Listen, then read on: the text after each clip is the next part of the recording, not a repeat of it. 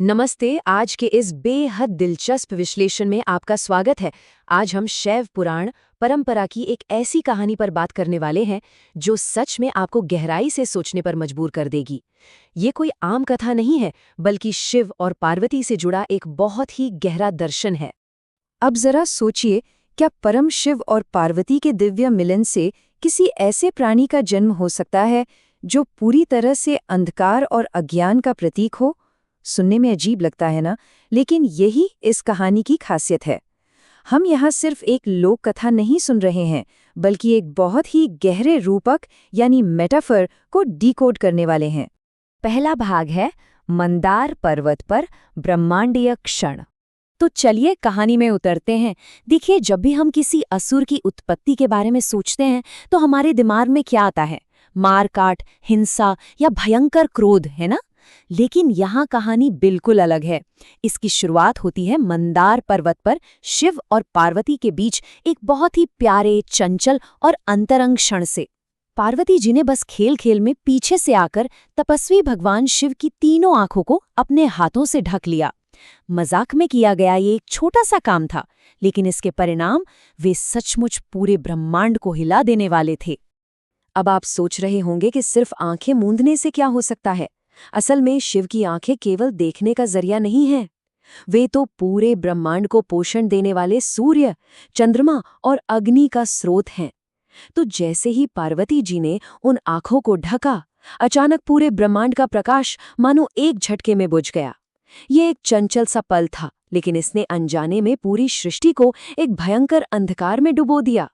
चलिए इस पूरे घटनाक्रम को थोड़ा और बारीकी से देखते हैं कि आखिर ब्रह्मांड ने रिएक्ट कैसे किया। पलक झपकते ही पहले आंखें ढकी गईं और तुरंत सारा प्रकाश गायब हो गया। बाहरी दुनिया तो अंधेरे में थी, लेकिन शिव के भीतर जो संयमित योगिक ऊर्जा थी वो बाहर न निकल पाने के कारण भयंकर गर्मी और ऊष्मा में बदलने लगी। और फिर उसी ऊष्मा से पसीने की एक बूंद बनी जो सीधे पृथ्वी पर आ गिरी। दूसरा भाग है अंधकार से अंधक का जन्म। ध्यान दीजिएगा, शिव की उसी ऊष्मा और पसीने से जो बालक पैदा हुआ वो जन्मजात नेत्रहीन था, यानी जन्म से ही अंधा था। और ऐसा क्यों हुआ? क्योंकि वो साक्षात उस घने ब्रह्मांडीय अंधकार के क्षण से ही पैदा हुआ था। जिस माहौल में उसका जन्म हुआ, उसी ने उसकी शारीरिक बनावट को पूरी तरह से तय कर दिया।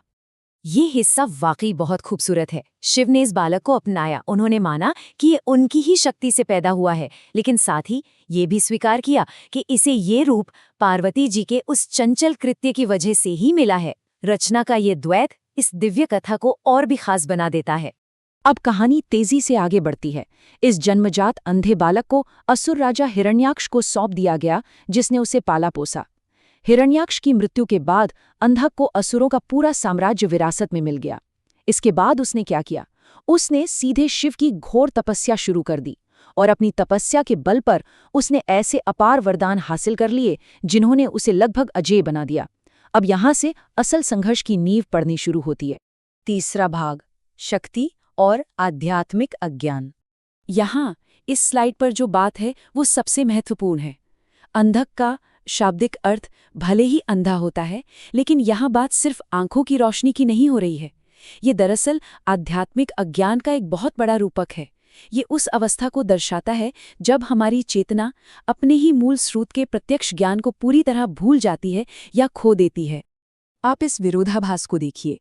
एक तरफ भगवान शिव हैं जो अपनी परम संयमित यौगिक ऊर्जा में स्थिर हैं, और दूसरी तरफ उन्हीं के अंश से जन्मा अंधक है जो असीमित शक्ति के नशे में इस कदर चूर है कि उसे अपने ईश्वरीय मूल का कोई ज्ञान ही नहीं है। रचयिता और उसकी रचना के बीच का ये फासला हमें बताता है कि आध्यात्मिक दृष्टि खोने के क्या परिणाम हो सकते हैं। और इसी आध्यात्मिक अंधेपन में अंधक सबसे भयंकर भूल कर बैठता है। वो साक्षात देवी पार्वती की ही कामना कर बैठता है। अपने चरम अज्ञान के नशे में वो ये तक नहीं पहचान पाता कि वही देवी उसके अपने अस्तित्व का मातृवत स्रोत हैं। जागरूकता की ये कमी अब एक ऐसे दुस्साहस की ओर ले जाती है जहां टकराव तय था। भाग 4, शिव और अंधक का महासंग्राम। जैसे ही अंधक ने ये दुस्साहस किया, शिव और अंधक के बीच एक महासंग्राम छिड़ गया। ये कोई साधारण युद्ध नहीं था। अंधक को वरदान था, इसलिए उसके शरीर से खून की जो भी बूंद जमीन पर गिरती, उससे बिल्कुल उसके जैसा एक नया अंधक पैदा हो जाता। मतलब अज्ञान अपने आप को लगातार बढ़ाता जा रहा था। और यहीं पर देवी का आना बहुत जरूरी हो जाता है। उन्होंने इस अंतहीन वृद्धि को रोकने के लिए अपनी भयंकर और रौद्र ऊर्जा प्रकट की, ताकि अज्ञान के इस फैलाव को वहीं रोका जा सके। भाग 5, त्रिशूल से शुद्धि और मुक्ति। आखिरकार शिव ने अंधक को अपने त्रिशूल से भेद दिया, लेकिन यहाँ एक बहुत बड़ा ट्विस्ट है।